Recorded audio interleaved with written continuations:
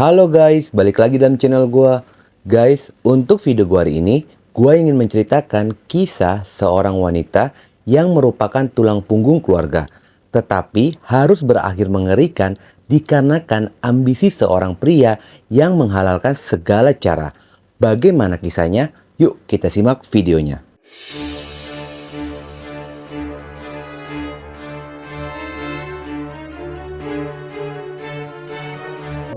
Kasus berawal pada tanggal 9 September 2021. Pihak keluarga sempat menyebarkan pesan melalui media sosial yang berisikan permintaan bantuan tentang orang hilang, yakni seorang wanita muda bernama Juana berusia 25 tahun. Dengan ciri-ciri paras cantik, memiliki rambut panjang dan kulit putih. Berharap adanya informasi agar segera menghubungi nomor telepon pihak keluarga Juana. Pada sisi lainnya, pihak keluarga pun sudah melakukan pencarian keberadaannya, tetapi tidak berhasil menemukannya. Hingga akhirnya pada tanggal 21 September 2021, pihak keluarga pun memutuskan untuk melaporkannya kepada pihak kepolisian. Wanita Juana alias Julia merupakan single parent atau janda. Juana merupakan warga Muara Ancalong, Kabupaten Kutai Timur, Kalimantan Timur. Juana yang merupakan anak tunggal dari pasangan Bapak Bani dan Ibu Yana, yang menjadi tulang punggung keluarga sejak pisah dengan pasangannya, serta memiliki putri tercintanya yang baru berusia 8 tahun dari hasil pernikahannya terdahulu. Kini putri kandung Juana diasuh oleh kedua orang tuanya di kampung halaman. Pihak kepolisian yang mendapatkan laporan itu pun segera menggali informasi dari pihak keluarga.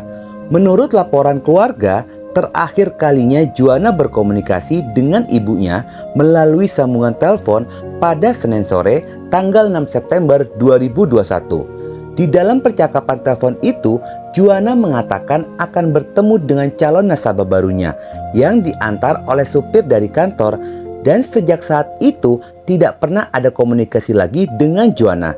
Dan pada tanggal 7 September 2021, mereka pun telah hilang kontak dengan Juana, yang membuat seluruh keluarga merasa cemas dan sangat khawatir.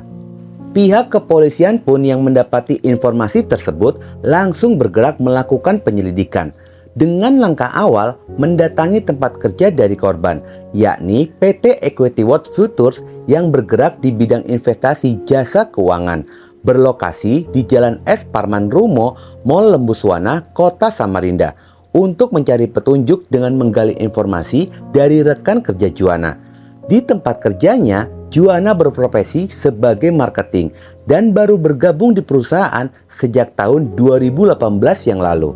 Polisi pun langsung mencari petunjuk dengan meminta rekaman CCTV atau kamera tersembunyi yang berada di kantor itu. Pihak kantor pun mengizinkan dan memberikannya kepada pihak kepolisian. Dari sanalah terlihat terakhir kalinya Juana berada di kantor bersama dengan rekan kerjanya yang bernama Randy Sardani, berusia 36 tahun, yang berprofesi sebagai supir mobil operasional perusahaan dan sudah bekerja sejak tahun 2013. Polisi pun langsung menggali informasi tentang keberadaannya. Namun ternyata Randy belakangan ini tidak masuk kerja dan sebelumnya sempat meminta izin untuk pengajuan cuti.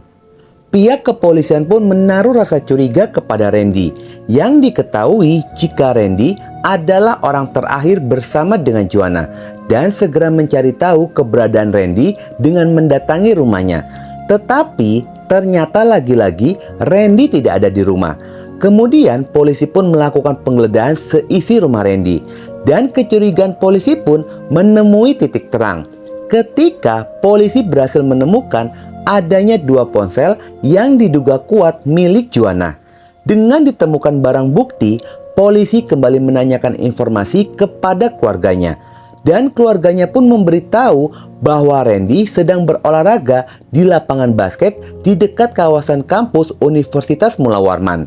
Tanpa menunggu lama, tim kepolisian Satreskrim langsung menuju ke lokasi dan mengamankan Randy. Randy pun hanya bisa terdiam tanpa perlawanan. Segera Randy dibawa ke kantor polisi untuk penyelidikan lebih lanjut. Di dalam pemeriksaan polisi, Randy sangat gugup, terlihat berbelit-belit dalam memberikan informasi dan selalu berubah-ubah dalam memberikan keterangan. Sebelumnya, Randy mengatakan bahwa Juana adalah kekasihnya. Namun ternyata pernyataan itu dibantah oleh pihak keluarga Juana karena Juana memang memiliki kekasih tetapi bukanlah Randy. Dikarenakan Juana merupakan sosok yang terbuka dengan keluarga dan selalu bercerita tentang hal apapun, sehingga keluarga Juana pun tahu bahwa kekasihnya bukanlah Randy.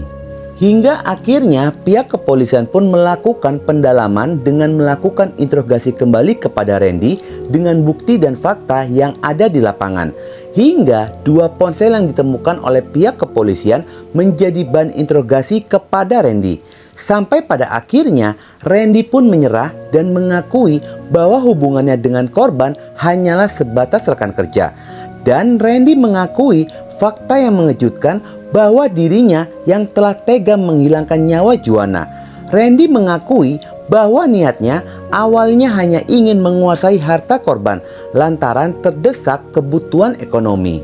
Di dalam kesaksiannya, jika peristiwa itu terjadi ketika korban meminta dijemput oleh pelaku di rumah kontrakannya yang berlokasi di Jalan Anang Hasyim, Blok E5, RT 20 sekitar pada jam 19.30 malam harinya, yang bertujuan untuk mengantarkan bertemu dengan calon nasabah baru.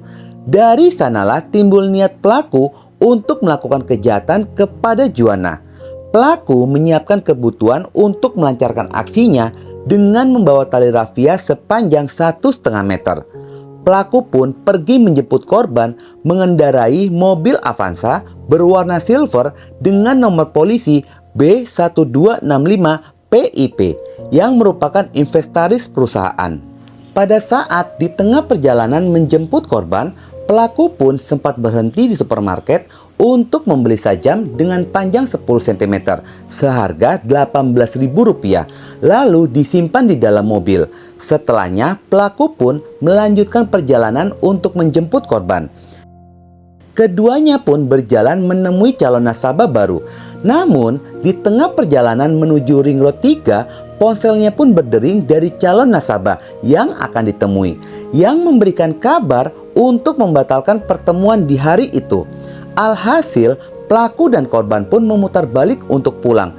Tetapi bukannya pulang, justru pelaku malah membelokkan laju mobilnya ke taman ekologis di Jalan Anang Hasyim dekat gedung SMA Negeri 1 Samarinda. Pelaku dan korban duduk bersampingan di kursi depan, keduanya pun sempat berbincang-bincang. Tanpa adanya rasa curiga dari korban, pada saat itulah pelaku menghentikan laju mobilnya dan melancarkan aksi jahatnya kepada korban. Pelaku melayangkan sikutnya yang mengenai pipi kanan korban. Korban yang mendapatkan perlakuan itu pun mencoba untuk berontak.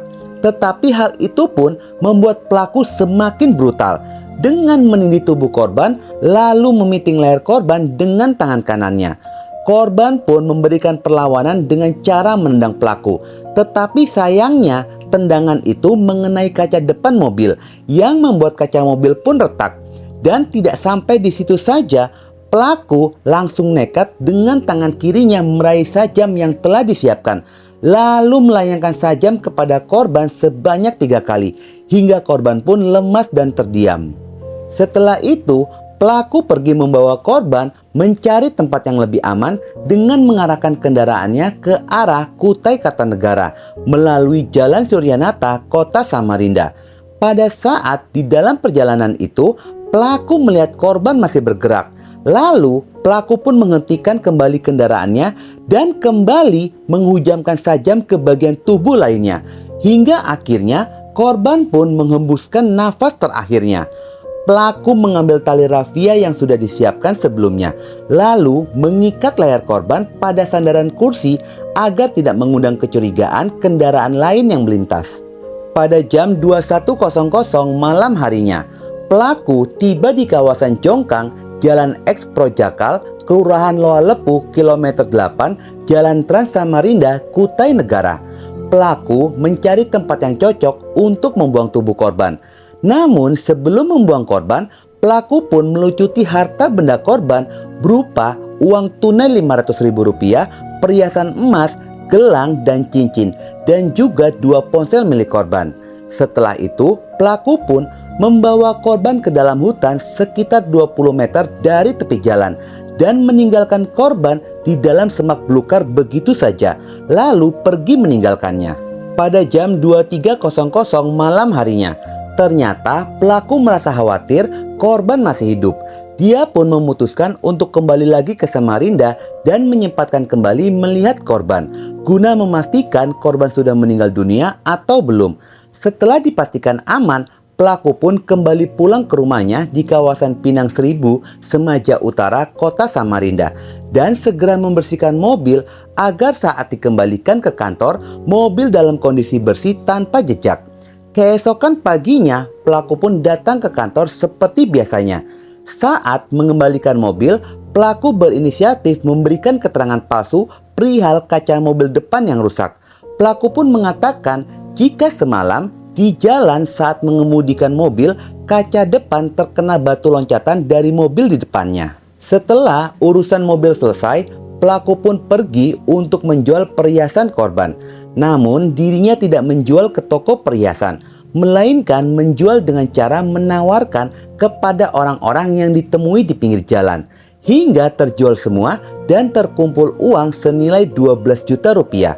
Tetapi uang hasil penjualan emas itu pun masih disimpan oleh pelaku dan juga ponsel milik korban yang diberikan kepada ibu pelaku untuk dititipkan sementara sambil menunggu kondisi aman. Pelaku pun mengaku sangat menyesali perbuatannya yang telah menghilangkan nyawa korban dan terus dihantui perasaan bersalah. Sebelum kasus ini terungkap, pelaku pun mengaku sempat didatangi arwah korban sebanyak 2 kali ketika sedang tidur di rumahnya.